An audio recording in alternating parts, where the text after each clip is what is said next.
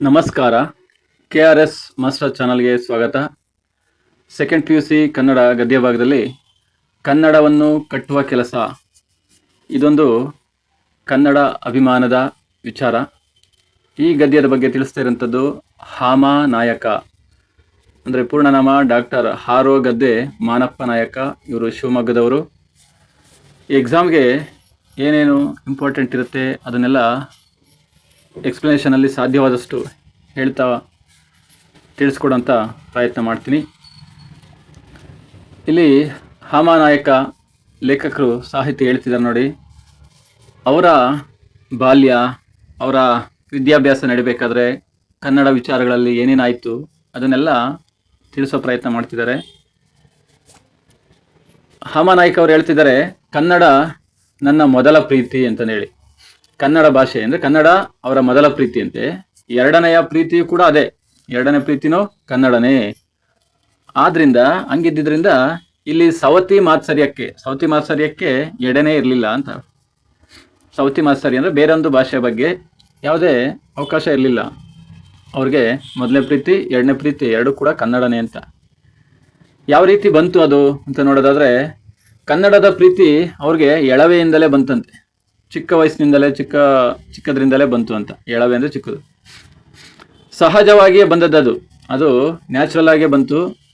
ಕನ್ನಡದ ಮೇಲಿನ ಪ್ರೀತಿ ಯಾವುದೋ ಸಂದರ್ಭದಿಂದ ಪ್ರೇರಿತವಾದದ್ದೇನಲ್ವಂತೆ. ಯಾವುದೋ ಸಂದರ್ಭ ನೋಡಿ ಇಂಥವ್ರು ಆ ಥರ ನಾನು ಆಗಬೇಕು, ಜೊತೆಗೆ ಚಳುವಳಿಗೋಸ್ಕರ ನಾನು ಸ್ಟ್ರೈಕ್ ಮಾಡಬೇಕು, ಅದಕ್ಕೋಸ್ಕರ ಕನ್ನಡ ಅಭಿಮಾನ ಬೆಳೆಸ್ಕೋಬೇಕು, ಕನ್ನಡಿಗನಾಗಬೇಕು, ಈ ರೀತಿಯನ್ನು ಹುಟ್ಕೊಂಡಿದ್ದಲ್ಲ ಅದು. ಇನ್ನು ಬೇರೆ ರೀತಿ ಕೀರ್ತಿ ಕಾಮನೆ ಅಂದರೆ ಏನೋ ಫೇಮಸ್ ಆಗಬೇಕು, ಈ ಥರ ಆಸೆಗಳಿಂದ ಅದು ಏನು ಉಟ್ಕೊಳ್ಳಿಲ್ಲ. ಆ ರೀತಿ ಉದ್ದೇಶ ಇರಲಿಲ್ಲ ಅವ್ರಿಗೆ. ಅವರ ಕನ್ನಡ ಪ್ರೀತಿ ಯಾವ ರೀತಿ, ಮಾಸ್ತಿ ಕುವೆಂಪು ಕವಿಗಳ ಹೆಸರು ಇರೋದಿಲ್ಲ, ಮಾಸ್ತಿ ವೆಂಕಟೇಶ ಅಯ್ಯಂಗಾರರು, ಕುವೆಂಪು, ತೀನಂಶ್ರೀ ಅವರ ಪದ್ಯಗಳನ್ನು ಪಠ್ಯಪುಸ್ತಕಗಳಲ್ಲಿ ಓದ್ತಿದ್ರಲ್ಲ, ಆವಾಗಲೇ ಆ ಕನ್ನಡದ ಮೇಲಿನ ಪ್ರೀತಿ ಗೋಚರ ಆಯ್ತಂತವ್ರು. ಇನ್ನು BM ಶ್ರೀ, ಆಲೂರು ವೆಂಕಟರಾಯರು, ಮುದವೀಡರ ಮಾತುಗಳಿಂದ ಅವ್ರಿಗೆ ಕಣ್ಣೊಡೀತು ಅಂತಂದೇಳಿ ಅರ್ಥ ಆಯಿತು. ಇನ್ನು ಕೃಷ್ಣಶಾಸ್ತ್ರಿ, AR ಕೃಷ್ಣಶಾಸ್ತ್ರಿ, ಅನರ್ಕರು ಅಂದರೆ ಯಾರು, ಅರಕಲಗೂಡು ನರಸಿಂಗರಾಯ ಕೃಷ್ಣರಾಯ ಕೋಲಾರದವರು, ಅವರ ವಿಚಾರಗಳಿಂದ ಕೂಡ ಇದು ರೂಪಿತ ಆಯಿತು. ಇನ್ನು ಮುಂದೆ ಮಹಾತ್ಮ ಗಾಂಧಿ, ವಿನೋಬ ಮೊದಲಾದವರ ಚಿಂತನೆಗಳಿಂದ ಹರಳುಗೊಂಡದ್ದು, ಅದು ವಿಶಾಲವಾಗ್ತಾ ಹೋಯಿತು.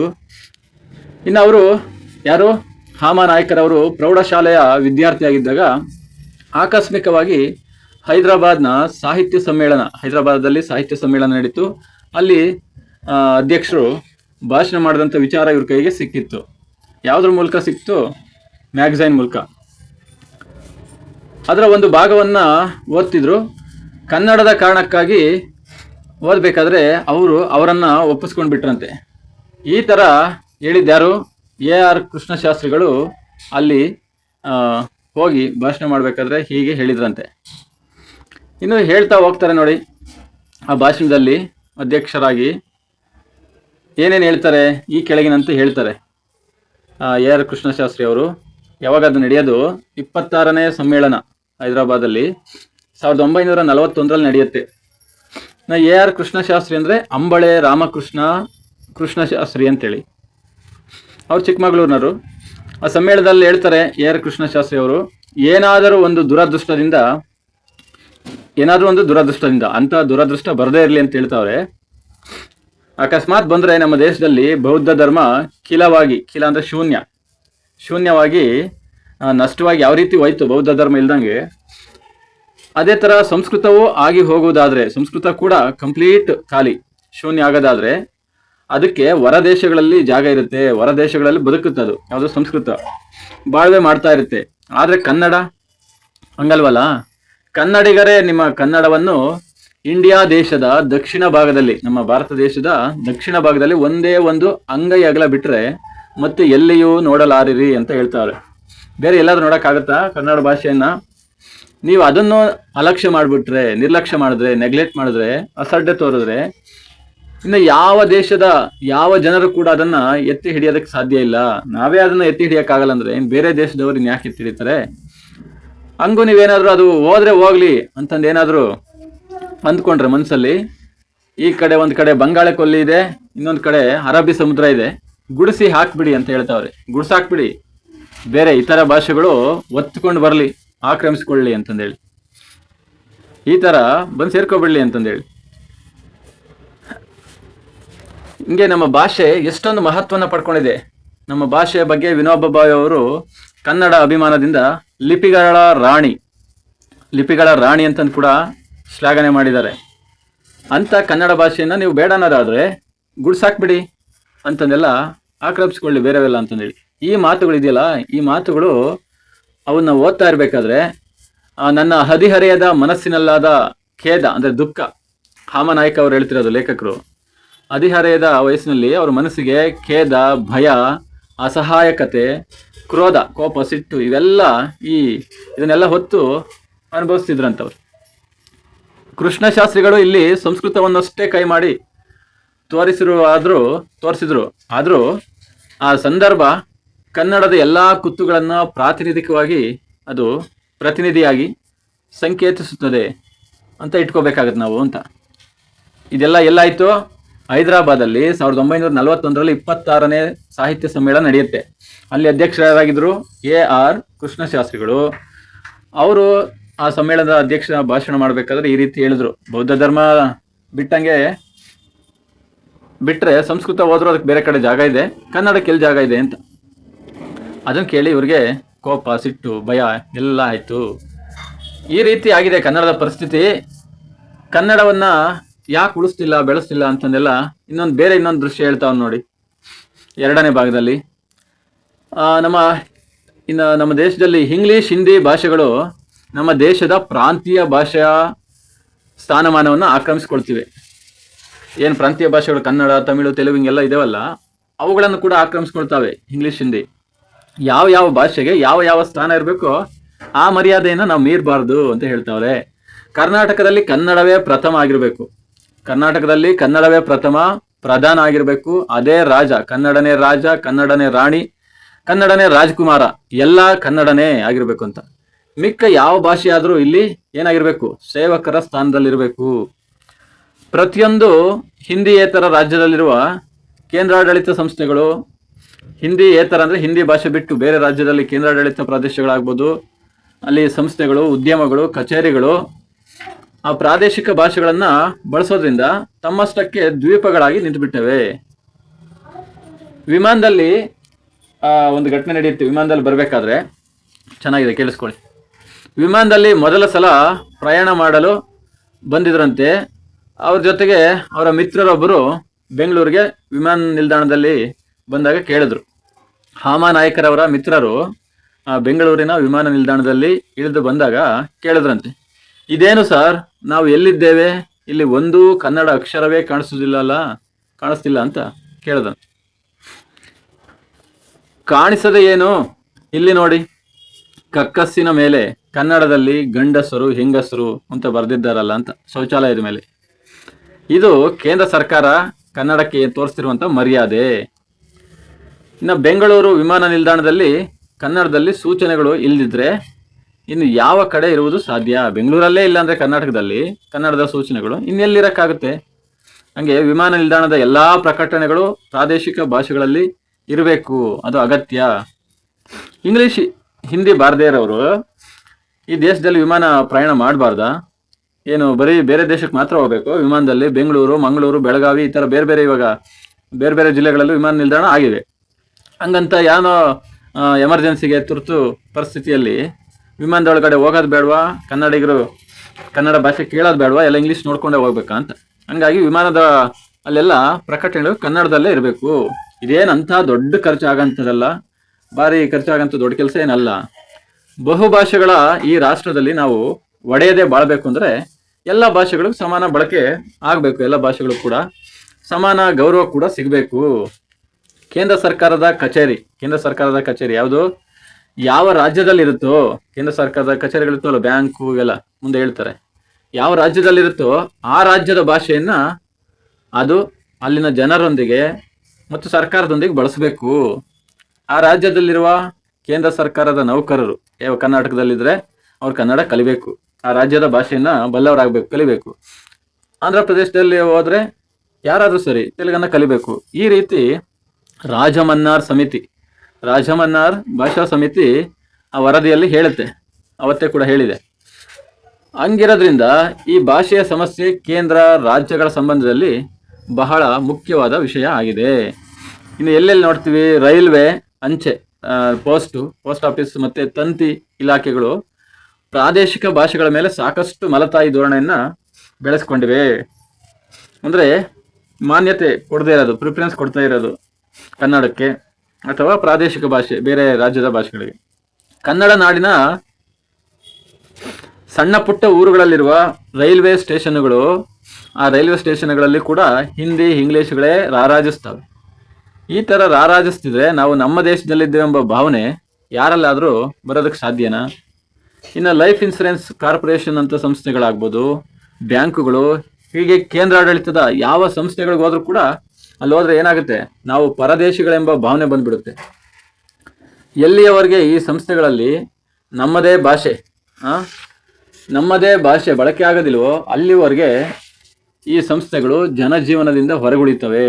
ಯಾವ್ಯಾವ ಸಂಸ್ಥೆಗಳು? ಲೈಫ್ ಇನ್ಶೂರೆನ್ಸ್ ಕಾರ್ಪೊರೇಷನು, ಬ್ಯಾಂಕು, ಅಂಚೆ, ಪೋಸ್ಟ್ ಆಫೀಸು, ಈ ಥರ ಏನೇನಿದೆ ರೈಲ್ವೆ ಎಲ್ಲ, ಅವು ಆ ಪ್ರಾದೇಶಿಕ ಭಾಷೆ ಬಳಸಲಿಲ್ಲ ಅಂದರೆ ಜನಜೀವನಕ್ಕೆ ಅದು ಹೊಂದಿಕೆ ಆಗಲ್ಲ, ಹೊರಗಡೆ ಉಳಿಬೇಕಾಗತ್ತೆ ಅಂತ ಅವ್ರೆ.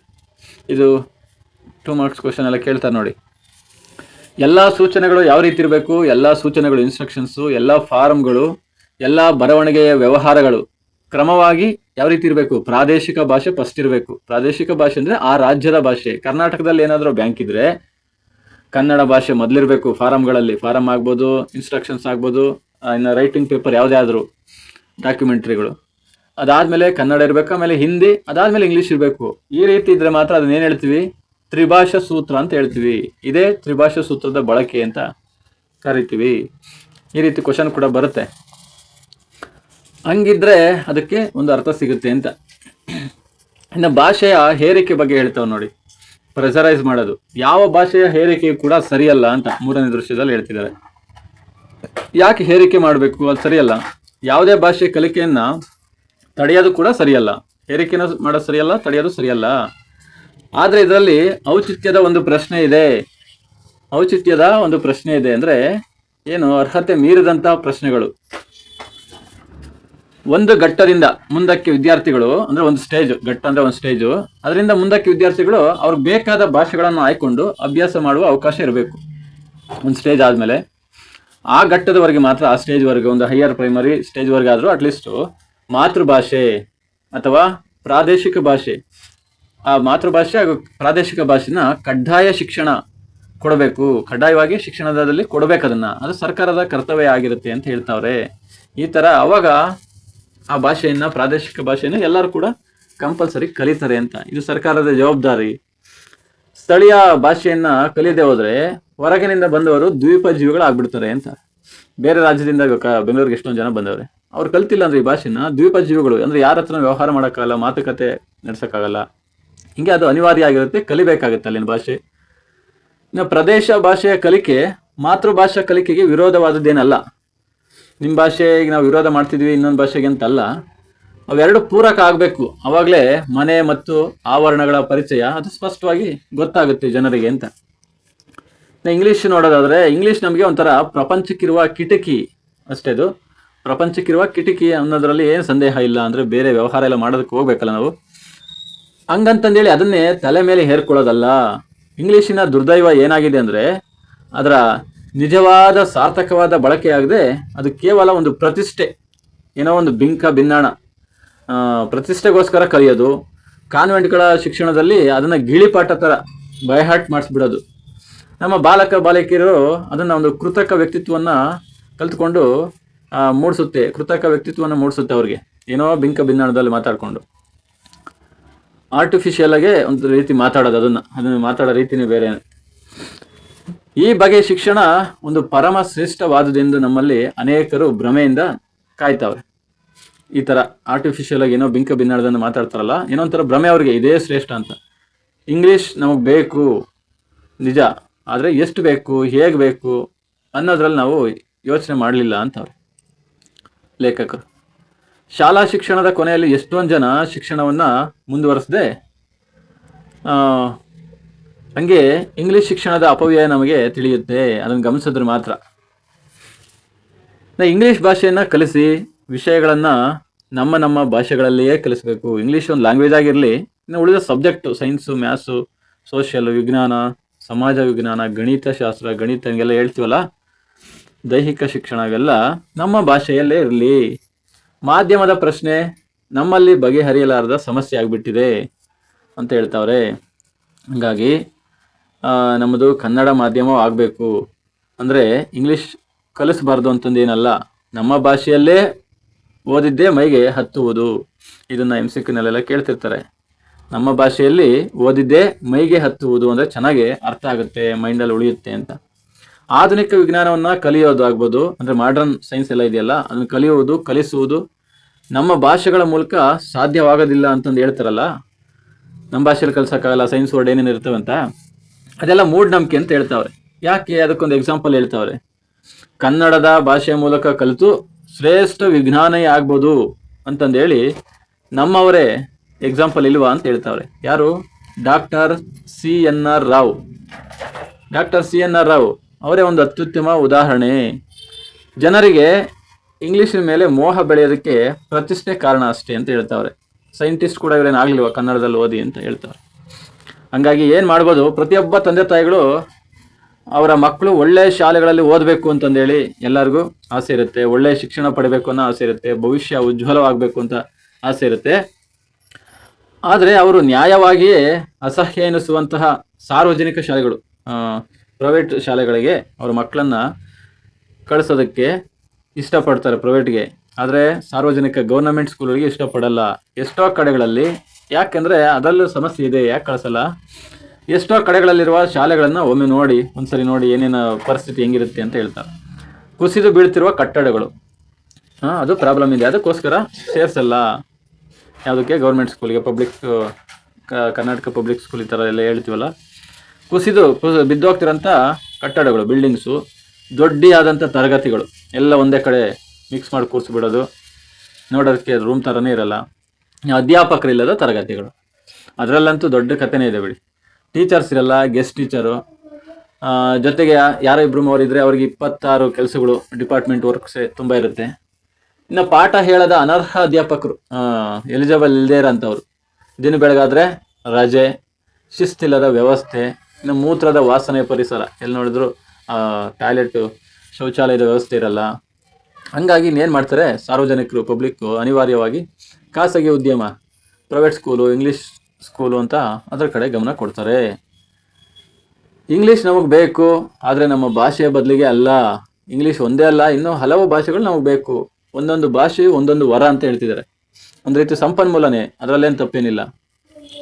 ಒಂದೊಂದು ಭಾಷೆ ಕೂಡ ಒಂದೊಂದು ಸಂಪನ್ಮೂಲ ಇದ್ದಂಗೆ, ಒಂದೊಂದು ವರ, ಒಂದೊಂದು ಜಗತ್ತಿದ್ದಂಗೆ. ಆದರೆ ಯಾವ ಭಾಷೆ ಬೇಕು ಅನ್ನುವುದು ನಮ್ಮ ಅಗತ್ಯವನ್ನು ಅನುಸರಿಸಿದ್ದು, ಯಾವಾಗ ಯಾವ್ದು ಬೇಕಾಗುತ್ತೆ ಅಂತ. ಹೊರ ಜಗತ್ತಿನ ಸಂಪರ್ಕ ಬೇಕು ಅಂದರೆ ನಮಗೆ ಇಂಗ್ಲೀಷ್ ಬೇಕು, ಆದರೆ ಅದೇ ಸರ್ವಸ್ವ ಅಂತ ತಗೋಬಾರ್ದು ಅಂತ ಹೇಳ್ತಾರೆ. ಇಂಗ್ಲೀಷ್ ಮೂಲಕ ಶಿಕ್ಷಣ, ಇಂಗ್ಲೀಷ್ ಮೂಲಕವಾದಂತಹ ಶಿಕ್ಷಣ ಇದೆಯಲ್ಲ, ಅದ್ರ ಬಗ್ಗೆ ಹೇಳ್ತಾರೆ ನೋಡಿ. ಇಂಗ್ಲೀಷ್ ಮೂಲಕವಾದ ಶಿಕ್ಷಣ ಹೆಂಗಿರುತ್ತೆ? ಕುಂಡದಲ್ಲಿ ನೆಟ್ಟ ಗಿಡಗಳಂತೆ ಅಂತ. ಕುಂಡ, ಪಾಟಲ್ಲಿ ಗಿಡ ನೆಟ್ಟರೆ ಇನ್ನೆಷ್ಟು ಬೆಳಿಬೋದು, ಎಷ್ಟು ಮಟ್ಟಿಗೆ ಬೇರು ಬಿಟ್ಕೋಬೋದು, ಆ ಥರ ಅಂತ ಹೇಳ್ತಾರೆ. ಬೇರು ನೆಲ ಕಿಳಿಯುವುದಿಲ್ವಂತೆ ಇಂಗ್ಲೀಷ್ ಮೂಲಕ ಸಿಕ್ಕಂಥ ಶಿಕ್ಷಣ. ಭೂಮಿಯ ಸಾರವನ್ನು ಅವು ಗ್ರಹಿಸಲ್ಲವಂತೆ. ಹಾಕಿದ ಹಿಡಿ ಗೊಬ್ಬರದಲ್ಲೇ ಜೀವಮಾನವನ್ನು ಕಳಿಬೇಕಾಗತ್ತೆ. ಅಂದರೆ ವಿಶಾಲವಾಗಿ ಯಾವ್ದಾದ್ರು ಒಂದು ಟಾಪಿಕ್ ತೊಗೊಂಡು ದೊಡ್ಡದಾಗಿ ಮಾತಾಡೋಕ್ಕಾಗಲ್ಲ. ಕನ್ನಡದಲ್ಲೇ, ನಮ್ಮ ಭಾಷೆಯಲ್ಲಿ ಆದರೂ ಎಷ್ಟು ಬೇಕಾದ್ರೂ ಮಾತಾಡ್ಬೋದು ಅಂತ ಇದರ ಅರ್ಥ.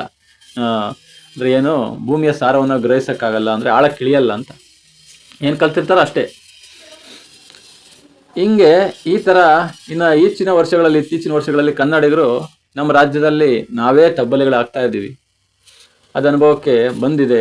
ಏನು, ಉದ್ಯೋಗದ ಸಮಸ್ಯೆ ತೀವ್ರ ಆಗ್ತಿದೆ. ಉದ್ಯೋಗದ ಸಮಸ್ಯೆ ಸರಿಯಾಗಿ ಕಾಲ್ಫರ್ ಮಾಡಲ್ಲ. ಕೇಂದ್ರದ ಉದ್ಯಮಗಳಲ್ಲಿ ಕನ್ನಡಿಗರಿಗೆ ದೊರೆಯಬೇಕಾದ ಪಾಲ್ ಸಿಗಲ್ಲ. ಬೇರೆ ರಾಜ್ಯದವರು, ಬ್ಯಾಂಕು ಇವೆಲ್ಲ ಇದ್ದಾವೆ, ಬೇರೆ ರಾಜ್ಯದವ್ರು ಬಂದು ನಮ್ಮ ರಾಜ್ಯದಲ್ಲಿ ಕೆಲಸಕ್ಕೆ ಸೇರ್ಕೊಂಡಿರ್ತಾರೆ. ನೇಮಕಾತಿಯಲ್ಲಿ ಸ್ಥಳೀಯರನ್ನೇ ಪರಿಗಣಿಸಬೇಕು ಅಂತ ಒಂದು ನಿಯಮಗಳನ್ನು ತರಬೇಕು. ಅವಾಗ ಉದ್ಯೋಗ ಅವಕಾಶಗಳು ದೊರೆಯುತ್ತವೆ. ಆ ರೀತಿ ಆಗದಿದ್ದರೆ ಆ ಉದ್ಯೋಗಗಳು ಆರಂಭಗೊಳ್ಳುವ ಉದ್ದೇಶ ಏನು, ಅದರ ಉಪಯೋಗ ಏನು, ರಾಜ್ಯ ಸರ್ಕಾರದ ನೌಕರಿಗಳನ್ನ ಮತ್ತು ರಾಜ್ಯ ಸರ್ಕಾರದ ಉದ್ಯಮಗಳನ್ನ ನೆರೆಯವರು ಬೇರೆಯವರು ಆಕ್ರಮಿಸ್ಕೊಬಿಡ್ತಾರಲ್ಲ, ಅಲ್ಲಿಯೂ ಕನ್ನಡಿಗರ ಅವಕಾಶ ಇರಲ್ಲ. ಈ ರೀತಿ ಆಗ್ಬಿಡುತ್ತೆ. ಈ ತರಿನ ಕನ್ನಡ ಆತ್ಮಹತ್ಯೆಕಾರಿಯಾದ ಔದಾರ್ಯ ಧೋರಣೆಯಿಂದ ಒಂದು ಈಗಾಗಲೇ ಬೆಂಗಳೂರು ಸೇರಿದಂತೆ ಕರ್ನಾಟಕದ ಅನೇಕ ಕಡೆ ಕನ್ನಡಿಗರು ಏನಾಗ್ತವ್ರೆ, ಅಲ್ಪಸಂಖ್ಯಾತರ ಆಗ್ತವ್ರೆ. ನಮ್ಮ ಭಾಷೆ ಅಲ್ಪಸಂಖ್ಯಾತರ ಹೆಸರಿನಲ್ಲಿ ಈಚೆಗೆ ಬೆಂಗಳೂರು ಕೇಂದ್ರಾಡಳಿತ ನಗರ ಆಗ್ಬೇಕೆಂಬ ಅಪಸ್ವರವನ್ನು ಕೂಡ ಕೇಳಿದೀವಿ ಅಂತ ಹೇಳ್ತಾವ್ರೆ. ಕನ್ನಡಿಗರು ಕನ್ನಡ ನಾಡಿನಲ್ಲಿಯೇ ತಬ್ಬಲಿಗಳಾದ್ರೆ ಅವರಿಗೆ ಆಶ್ರಯ ಎಲ್ಲಿದೆ? ಎಲ್ಲಿ ಜಾಗ ಇದೆ? ಕನ್ನಡಿಗರ ಸಂಕಷ್ಟಗಳಿಗೂ ಒಂದು ಮಿತಿ ಇದೆ ಅಂತ ಹೇಳ್ತಾರೆ. ಅವರ ತಾಳ್ಮೆಗೆ ತಪ್ಪು ಅರ್ಥ ಹಚ್ಚಬಾರ್ದು. ಶಾಂತವಾಗಿ ತಾಳ್ಮೆಯಿಂದ ಇದ್ದಾರೆ ಕನ್ನಡಿಗರು ಅಂದ್ರೆ ತಪ್ಪು ತಿಳ್ಕೊಬಾರ್ದು. ಬದುಕು ಯಾವಾಗಲೂ ಭಾಷೆಗಿಂತ ದೊಡ್ಡದು ಅಂತ ಹೇಳ್ತಿದ್ದಾರೆ. ಬದುಕು ಭಾಷೆಗಿಂತಲೂ ಮೀರಿದ್ದು, ಭಾಷೆಗಿಂತ ದೊಡ್ಡದು ಬದುಕು. MCQ ಬಿಟ್ಟ ಸ್ಥಳದಲ್ಲಿ ಕೇಳ್ತಿರ್ತಾರೆ ಇದೆಲ್ಲ. ಡ್ಯಾಶ್ ಭಾಷೆಗಿಂತ ದೊಡ್ಡದು ಎಂದು ಹೇಳುತ್ತಾರೆ. ಆದರೆ ಭಾಷೆಯನ್ನು ಬಿಟ್ಟು ಬದುಕು ಇರೋದಿಲ್ಲ. ಭಾಷೆಯನ್ನು ಬಿಟ್ಟು ಬದುಕು ಹೆಂಗಿರುತ್ತೆ ಅದನ್ನು ನಾವು ಮರಿಬಾರ್ದು ಅಂತ ಹೇಳ್ತಾವ್ರೆ.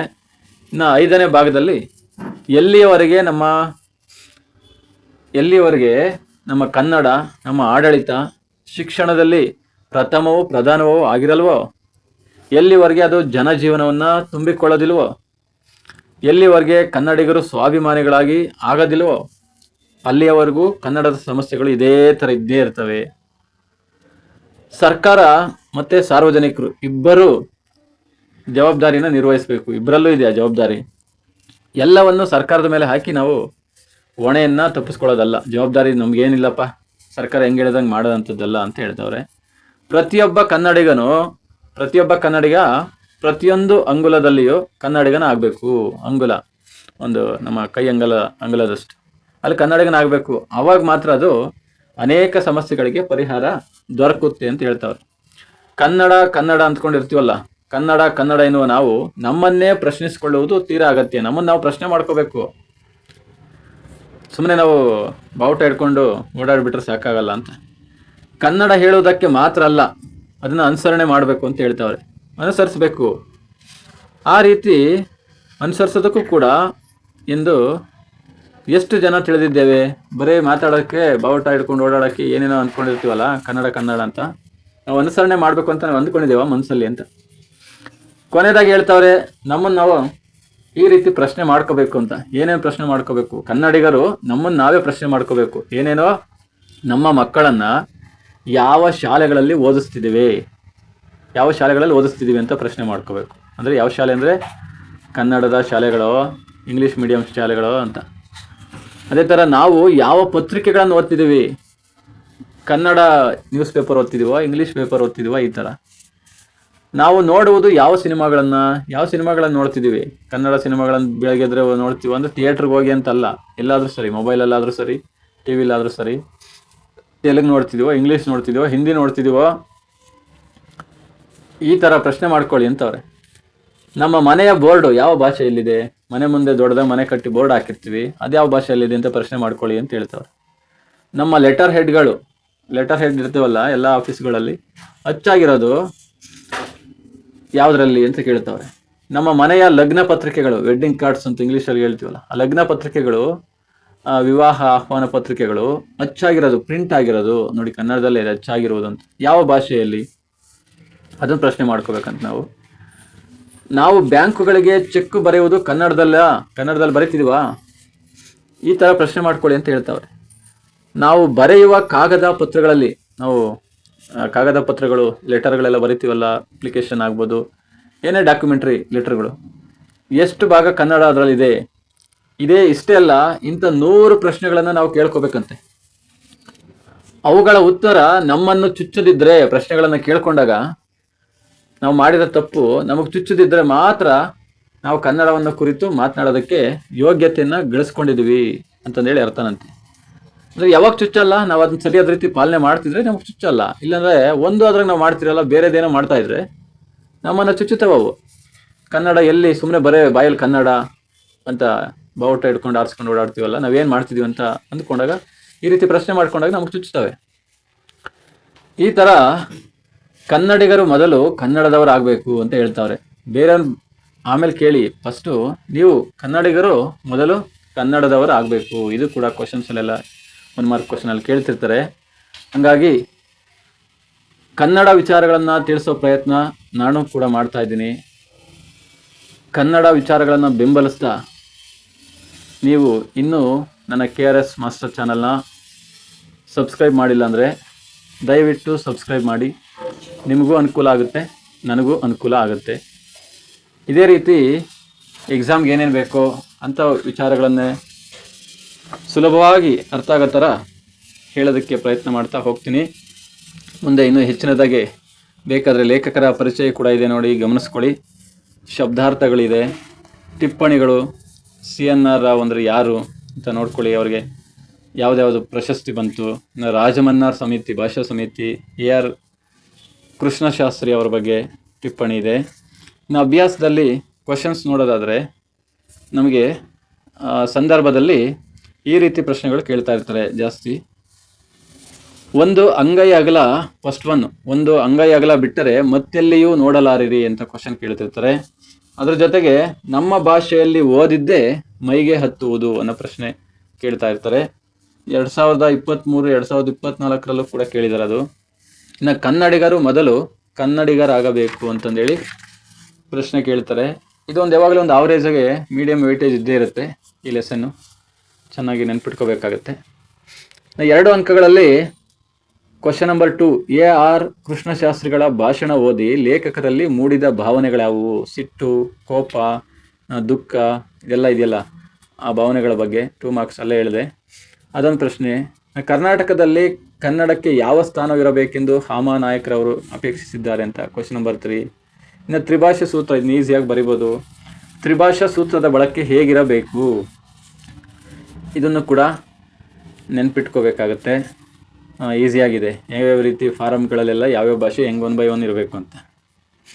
ಇನ್ನು 4 ಅಂಕದ ಪ್ರಶ್ನೆಗಳು ಈ ಪ್ರಶ್ನೆ ಕೇಳಿದ್ದಾರೆ ಸುಮಾರು ಸರಿ. ಕನ್ನಡಿಗರೆನಿಸಿಕೊಳ್ಳಲು ಯಾವ ಯೋಗ್ಯತೆಯ ಪ್ರಶ್ನೆಗಳು ನಮ್ಮನ್ನು ಚುಚ್ಚಬೇಕು, ವಿವರಿಸಿ ಅಂತ. ಈಗ ತಾನು ಎಂಡಿಂಗಲ್ಲಿ ಹೇಳಿದ್ವಲ್ಲ, ಯಾವ ಸಿನಿಮಾ ನೋಡ್ತೀವಿ, ನಮ್ಮ ಮಕ್ಕಳನ್ನ ಯಾವ ಸ್ಕೂಲಿಗೆ ಕಳಿಸ್ತೀವಿ, ಈ ಥರ ಎಲ್ಲ ಪ್ರಶ್ನೆಗಳು, ಎಷ್ಟೊಂದು ಪ್ರಶ್ನೆಗಳಿದೆ. ಆರಾಮಾಗಿ ಈಸಿಯಾಗಿ 4 ಮಾರ್ಕ್ಸ್ ಪಡ್ಕೋಬೋದು ಈ ಥರ. ಇನ್ನು ಇದರ ಆಕಾರ ಗ್ರಂಥ ಕೂಡ ಸೇಮ್ ಅದೇ ಲೆಸನ್ನೇ, ಕನ್ನಡವನ್ನು ಕಟ್ಟುವ ಕೆಲಸ. ಈ ರೀತಿ ಚೆನ್ನಾಗಿ ಅರ್ಥ ಮಾಡ್ಕೊಳ್ಳಿ, ಚೆನ್ನಾಗಿ ಕೇಳಿದ್ನ ನೆನ್ಪಿಟ್ಕೊಳ್ಳಿ. ನಿಮಗೆ ಅವಶ್ಯಕತೆ ಇದ್ದಾಗ ಇನ್ನೂ ಒಂದು ಬಾರಿ ಈ ವಿಚಾರಗಳನ್ನು ಕೇಳಿ. ಎಲ್ರಿಗೂ ಕೂಡ ಎಕ್ಸಾಮ್ಸಲ್ಲಿ ಒಳ್ಳೆ ಸ್ಕೋರ್ ಬರಲಿ. ಇದೇ ರೀತಿ ಇನ್ನು ಮುಂದಿನ ವಿಡಿಯೋಗಳನ್ನು ಕೂಡ ವೀಕ್ಷಣೆ ಮಾಡಿ. ಎಲ್ಲ ಗದ್ಯ ಪದ್ಯಗಳ ಕೃಷ್ಣೇಗೌಡ ನಾನೇ, ಇದರ ಜೊತೆಗೆ ಇತ್ತೀಚೆಗೆ ಬಿಟ್ರಲ್ಲ model question papers, blueprint model question papers ಎಲ್ಲ ಇದೆ. ಮತ್ತು ಮಿಡ್ ಟರ್ಮ್ಗೆ ಬೇಕಾಗಿರುವಂತಹ ಪ್ರೀವಿಯಸ್ ಕ್ವಶನ್ ಪೇಪರ್ ಕೂಡ ಇದೆ. ಆ ವಿಡಿಯೋಗಳನ್ನು ಕೂಡ ನಿಮಗೆ ಅವಶ್ಯಕತೆ ಇದ್ದರೆ ವೀಕ್ಷಣೆ ಮಾಡಿ. ನಾನು ಹೇಳ್ತಾ ಇರೋಂಥ ವಿಚಾರಗಳು ನಿಮಗೇನಾದರೂ ಅನುಕೂಲ ಆಗ್ತಿದ್ರೆ, ಅದು ಇಷ್ಟ ಆದರೆ ಲೈಕ್ ಮಾಡಿ, ಶೇರ್ ಮಾಡಿ. ನಿಮ್ಮೆಲ್ಲರಿಗೂ ಶುಭವಾಗಲಿ. ಧನ್ಯವಾದಗಳು.